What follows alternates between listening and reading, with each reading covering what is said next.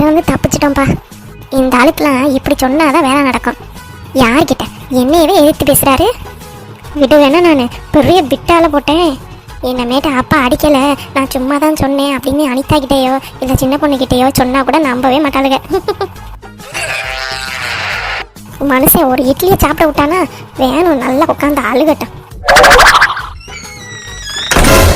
ஆத்தி யாரோ வராங்க, நம்ம பர்ஃபார்மன்ஸ் ஆரம்பிச்சிட வேண்டியதான். நான் எம்பிட்டு பொறுமையா இருந்து இந்த குடும்பத்துக்காக எம்பிட்டு செஞ்சிருக்கேன்.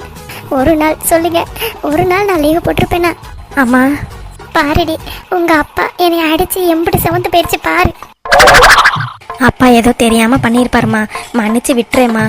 மன்னிச்சு விட்டுறதா? ஏன்டி சொல்ல மாட்டேன்? அவர் உங்க அப்பா இல்ல, அதனாலதான் நீ அவருக்கு சப்போர்ட் பண்ணிக்கிட்டு இருக்க. இதுவே நான் அவரை அடிச்சிருந்து இந்த மாதிரிலாம் நடந்துச்சுன்னா நீ இந்த மாதிரி பேசியிருப்பியா? சொல்லு பாப்போம். போனா போது அம்மா தானே நீ இப்படி இருக்கல்ல, பாத்துக்கிறேன்டி. நீயும் இந்த மாதிரி ஒரு நாள் இன்னொருத்தவங்க வீட்டில் போய் வாழ போறவ தானே. அப்போ வந்து அடிச்சுட்டாமா வச்சுட்டாமா நீ என்னை சொல்லும்போது அப்போ நானும் இதே மாதிரி சொல்லி உனக்கு புரிய வைக்கிறேன். அப்போ நீ என்ன சொல்றேன்னு பார்ப்போம்.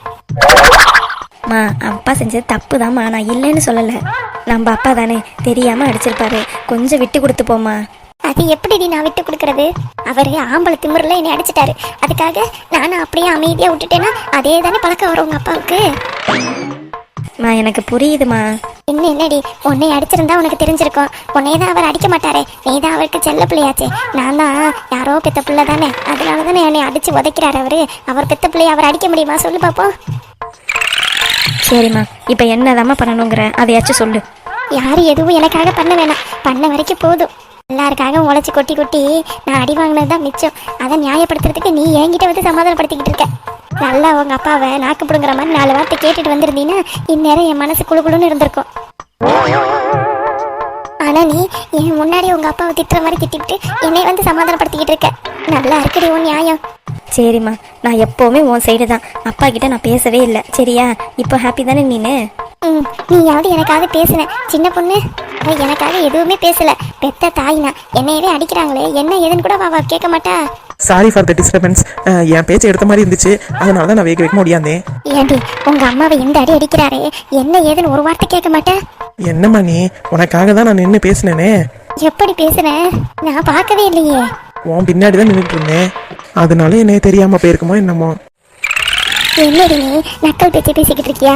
நான் குண்டா இருக்கேங்கிறத குத்தி காமிச்சிக்கிட்டு இருக்க, அப்படித்தானே? அட போதுமா, விடுமா உன் சீனை. ஏதோ தெரியாம அப்பா அடிச்சு விட்டாரு, நீ எத்தனை அடி அடிச்சிருப்ப அப்பாவை. அப்பெல்லாம் ஒன்றும் அப்பா வந்து எங்க 2 பேர்த்துக்கிட்டையும் அரசியல் பேசி அம்மா கூட சேரக்கூடாது வைக்கக்கூடாதுன்னு சொன்னதே இல்லை தெரியுமா? அப்போ நான் தான் அந்த மாதிரிலாம் பண்ணிக்கிட்டு இருக்கேன் ஜாடையா சொல்றியாடி நீ என்னைய? நான் ஜாடையாலாம் சொல்றேன், நேராக தான் சொல்றேன். நீ தான் அரசியல் பண்ணிக்கிட்டு இருக்கப்ப முடிஞ்சிருச்சா? அதை விட்டுவிட்டு அடுத்த வேலையை பாப்பியானா உட்காந்து அதையே பேசிக்கிட்டு இருக்க. எங்க அங்கிட்டு திரும்ப, கண்ணை எங்கிட்டு பழுத்துருக்குன்னு பார்ப்போம். ஆல்ரெடி உன் கண்ணை பழுத்த மாதிரி தான் இருக்கும், அப்பா அடிச்ச மாதிரியே தெரியலையே. சின்ன பொண்ணு பயங்கரமான தில்லாலங்கடி. சின்ன பொண்ணு இருக்காளே பயங்கரமான தில்லாலங்கடி. இதுக்கு மேல ஓவரா சீனை போட்டா அவ்வளவுதான், அவ கண்டுபிடிச்சிருவா. இதை அப்படியே மெயின்டைன் பண்ணிட்டு விட்டுருணும். இல்லைன்னா அவர் அடிக்கலன்னு தெரிஞ்சதுன்னு வையி, இவ்வளோ தூரம் சீனை போட்டதுக்கு அவ்வளோதான், இவளுக்கு நம்மள நோங்கி எடுத்துருவாளுங்க. என்னம்மா யோசிக்கிற? காலை சாப்பாடு முடிஞ்சிருச்சு, மத்தியான சாப்பாடு இதை வச்சு பிளான் பண்ணி வெளியில வாங்கி சாப்பிடலாம் தானே பிளான் பண்ணிக்கிட்டு இருக்க. அடே ஏண்டி நீ வேற, எனக்கே அடிச்சது எனக்கு மனசெல்லாம் வலிக்குது தெரியுமா? அதுக்காக இப்போ என்ன சொல்ல வர? ஒரு 4 நாளைக்கு நான் சமைச்சு போட மாட்டேன்டி, உங்க அப்பனை ஹோட்டலில் வாங்கிட்டு வாடி அப்படின்னு சொல்ல போறியா? அது எப்படி? மனசுல உள்ள பிளான் எல்லாம் அப்படியே சொல்றாவ. அப்படிலாம் நான் எந்த பிளானும் பண்ணல, எதையும் சொல்ல வரல. உங்களுக்கு என்ன, நான் சமைச்சு போடணும் அப்படிதானே? நான் எல்லாத்தையும் சமைச்சு போடுறேன், போதுமா? சரி சரி, போ. இன்னைக்கு ஒரு நாள் மட்டும் அப்பாவை அடிச்சதுக்காக வாங்கி தர சொல்றேன். விடுமா, ரொம்ப ஓவரா சீனை போடாதம்மா. போய் ரெஸ்ட் எடு போ. அப்பாவை நான் சாப்பாடு வாங்கி தர சொல்றேன். யாருக்குமே என் மேல அக்கறையே கிடையாது. அடிச்சாங்களே என்ன ஏதுன்னு கேட்பவங்களாம் கிடையவே கிடையாது. ஏதோ என்னால முடியலன்னு தான் சொல்றேன், இல்லைன்னா நானே சமைச்சிருப்பேன். நீ தான் சின்ன பொண்ணு, அம்மாவை நல்லா சமாளிக்கிற. இவ்வளோ நேரம் நான் சமாதானப்படுத்துறேன், அப்பெல்லாம் சமாதானமே ஆகலை. நீ வந்து 2 வார்த்தை எய்த்து பேசவும் உடனே சமாதானம் ஆயிடுச்சு அம்மா. அதுக்கு தான் நீ வேணுங்கிறது. அட நீ வேற, அம்மா இவ்வளோ தூரம் விட்டு போகிறதுக்கு காரணமே சமைக்கிறதுக்கு தான். எத்தனை வாட்டி அதை சொன்னிச்சு கவனிச்சியா நீனு? ஆமாண்டி, நான் இந்த வீட்டில் அவ்வளோ வேலை பார்க்குறேன், சமைக்கிறேன்னு சொல்லி ஒரு 1000 வாட்டியாவது சொல்லியிருக்கு. அம்மாவோட ஆசை இன்னைக்கு சமைக்கக்கூடாது, அது ஆசையை ஏன் விடுவானேன்ட்டு தான் போமான அப்பா வாங்கி தர சொல்கிறேன்னு சொல்லி அனுப்பி வச்சேன். இல்லைன்னு வை அனிதா, இன்னைக்கு முழுக்க அதை சொல்லி சொல்லி நம்ம காதுலேருந்து ரத்தம் வர வச்சிருக்கோம் அம்மா. அப்புறம் அனிதா, இன்னொரு விஷயம். என்னடி? அஜய் பேசினாரு. இப்போ என்னவா அவனுக்கு? ஏய் அனிதா, இப்போ எதுக்கு கோவப்படுற? பின்ன பண்ணுறதெல்லாம் பண்ணிவிட்டு இவ்வளோ பிரச்சனைக்கு மூல காரணமே அவன்தான். இப்போ ஃபோன் பண்ணி சமாதானம் பேசுகிறானாமா அவன்கிட்ட? ஏய், அவர் ஒன்றும் ஃபோன் அடிக்கலடி. பின்ன நான் தான் என்ன பிரச்சனைன்னு சொல்லி ஃபோன் அடித்து கேட்டேன். ஏன் தோற அவராக ஃபோன் அடித்து இந்த மாதிரி பிரச்சனை உங்கள் அப்பா கூட பிரச்சனை நடந்துச்சுன்னு சொல்ல மாட்டாரோ? ஏய் அனிதா, அவனுக்கு என்னடி ஆச்சு? என்ன? இல்லை, நான் ஃபோன் பண்ணேன்னு சொன்னாலும் திட்டுற, அவர் ஃபோன் பண்ணாருன்னு சொன்னாலும் திட்டுற. இப்போ என்னதான் பண்ணணுங்கிற அவரை? அவன் பண்ணுறதெல்லாம் பண்ணிவிட்டு என்னைய வந்து குறை சொல்றியா நீ? இல்லடி, எனக்கு ரொம்ப ஆதங்கமாக இருந்துச்சு. இம்புட்டு தூரம் அனிதா சொல்லியும் ஏன் அவர் பேசினாருன்னு தெரியலையே அப்படின்னு தெரிஞ்சுக்கிறதுக்காக ஃபோன் அடித்தேன். ஓ அப்படியா? சரி, பின்ன அந்த தூரம் என்ன சொன்னார்? ஏய், இப்போ ஒரு பேசுகிற டோனை விட்டுட்டு நான் சொல்ல வரதை கொஞ்சமாவது கவனி. சரிங்க மேடம், சொல்லுங்க, கவனிப்போம். அவர் எந்த பிரச்சனையும் பண்ணலையாடி. அப்புறம் எதுக்கு அப்பா வந்து தாம் தும்னு குதிக்கிறாரு? இவன் பிரச்சனை பண்ணாமையே அப்பா அவரா சொல்லுவாரு? ஐயோ, நான் சொல்ல வரதை முழுசா கேட்டுட்டு பேசு. சரி சரி சொல்லு. அதே சொன்னாரு, அவங்க அம்மா மேரேஜுக்கு கட்டாயப்படுத்துறாங்கல்ல. ஆமா. அதை நினச்சிக்கிட்டே பஸ் ஸ்டாப்பில் குறுக்கால் நேர்கால் நடந்துகிட்டு இருந்தாராம்.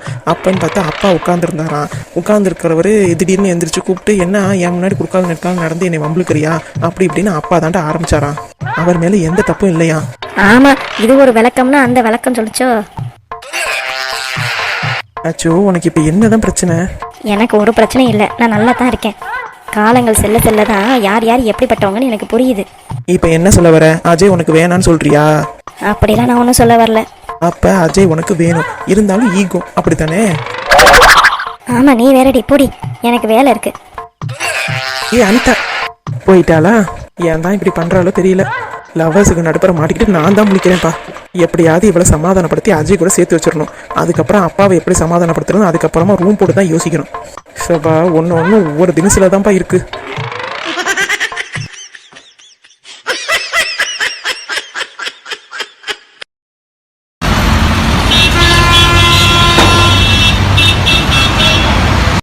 காலேஜுக்கு இந்த மாதிரி தான் லேட்டா வருவீங்களா? எத்தனை வாட்டி பூமாரி நீ என்கிட்ட மாட்டியிருக்க.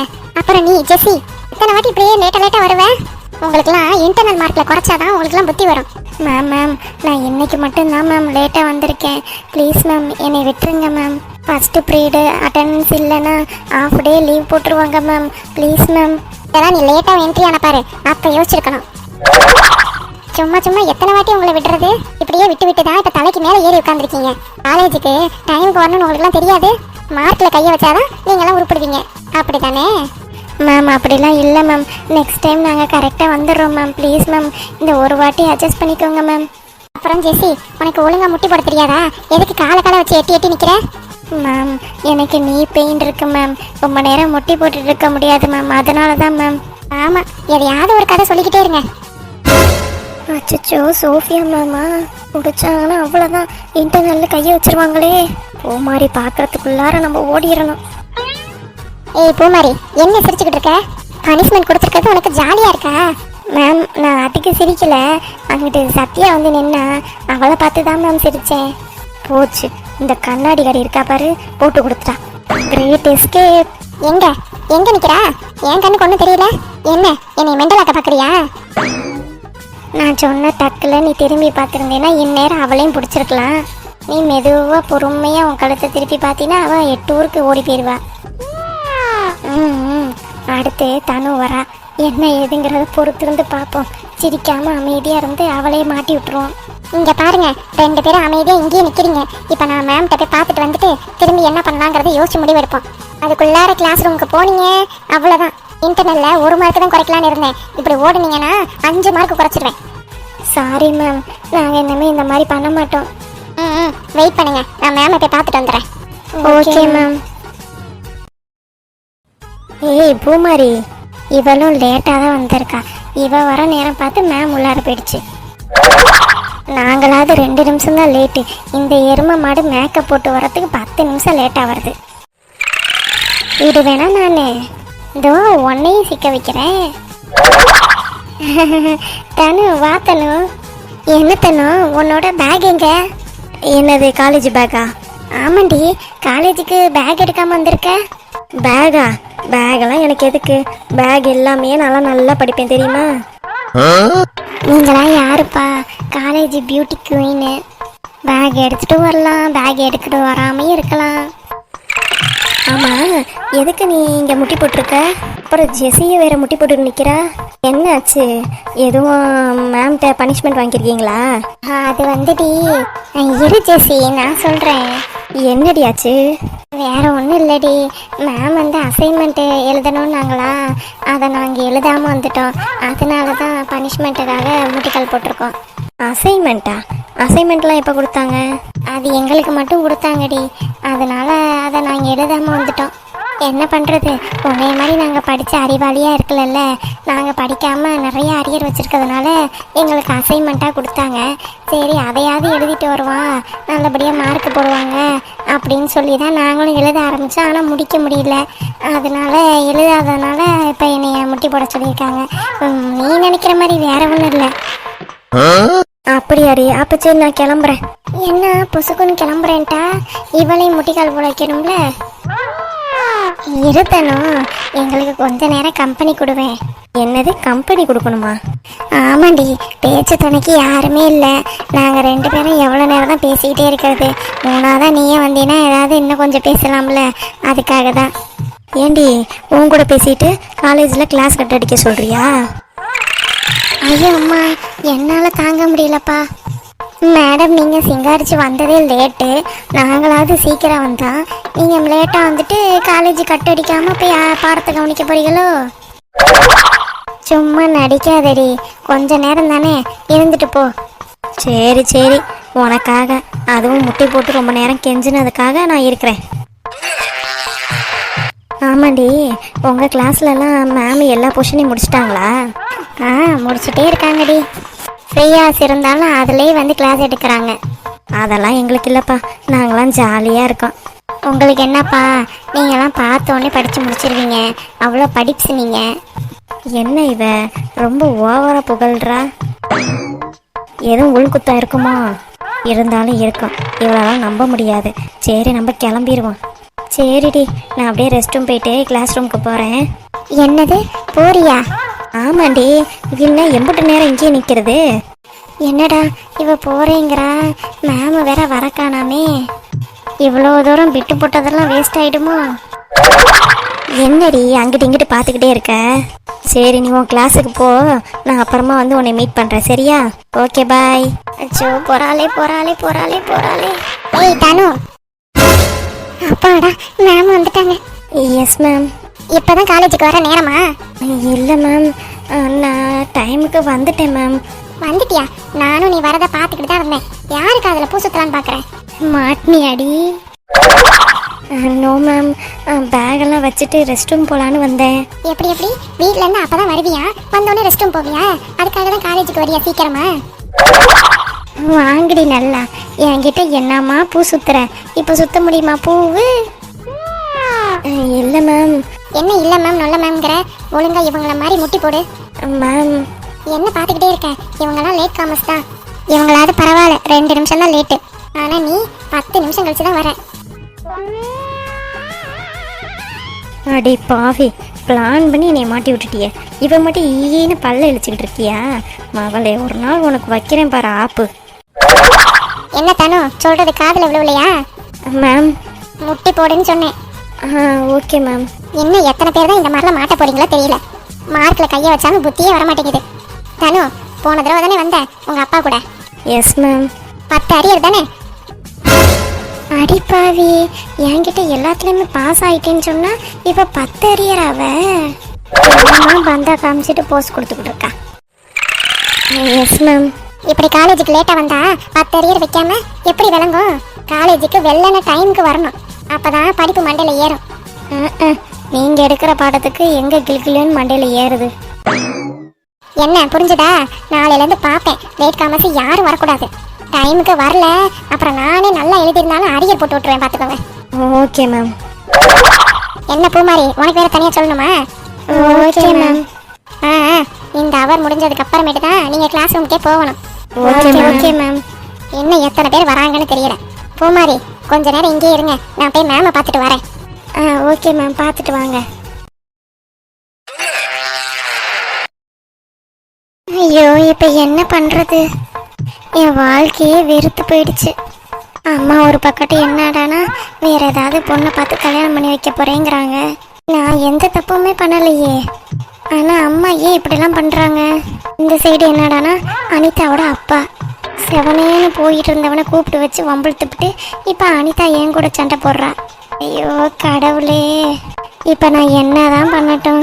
இதில் இந்த சந்தோஷ் பையன் வேற, அவன் இருக்கிற நிலமை புளியாம இவன் வேற வந்துக்கிட்டு மன்னிப்பு கேளுன்ட்டு தேவையில்லாம அவங்கிட்டையும் போச்சுக்கிட்டேன். இப்ப என்னதான் பண்றது? எந்த பிரச்சனையை தான் நான் சமாளிக்கிறது? ஆக மச்சானுக்கு நம்ம மேல கோவம் இல்லை, நான் கூட கோவமா இருக்கானோன்னு நினைச்சேன். என்னைய திட்டினதை நினைச்சு இம்புட்டு வருத்தப்படுறானா? இதெல்லாம் நினைக்கும் போது எனக்கு எவ்வளவு பெருமையா இருக்கு. என் நண்பன் தான், என் ஃப்ரெண்டா போல யாரு மச்சான். எல்லா பிரச்சனைக்கும் காரணம் இந்த தானு எரும மாடுதான். அவ அரியர் வாங்கினதுக்கு நான் பொறுப்பாக முடியுமா? சண்டாளி, என்னைய கூத்து விட்டுட்டு அவ பாட்டுக்கு ஜாலியா காலேஜுக்கு கிளம்பிட்டா. அவளை நினைக்கும் போது அப்படியே கழுத்து நெரிச்சு கொண்டுலாம் போல வருது. எல்லாம் இந்த மூதேவி பையில சொல்லணும். எல்லாம் இவன் கொடுக்குற இடம் தான். தானோன்னு சொல்லி கொஞ்சிக்கிட்டே கிடக்குறான்ல, அதனால அவளுக்கு ரொம்ப பேரலையும் நினப்பு. என்ன மச்சான புரிஞ்சுக்கவே முடியல. கொஞ்ச நேரத்துக்கு முன்னாடி என்னை திட்டினதுக்கு வருத்தப்பட்டுட்டு இப்ப திரும்பியும் திட்டுறான். ஐயோ, இவன் கூட இருந்தா நம்மளுக்கு பைத்தியம் பிடிச்சோம். இங்க இருந்து பேசாம கிளம்பிடுறது தான் நல்லது. அச்சோ, இதுக்கு அவன் என்ன பண்ணுவான் பாவம். கடவுளே, என் பொழப்பு எப்படி போயிடுச்சு பாத்தீங்களா? என் ஃப்ரெண்டையே திட்ட வச்சு திரும்பியும் பேச வச்சு திரும்பியும் திட்ட வைக்கிறீங்களே, உங்களுக்கே இது நியாயமா படுதா?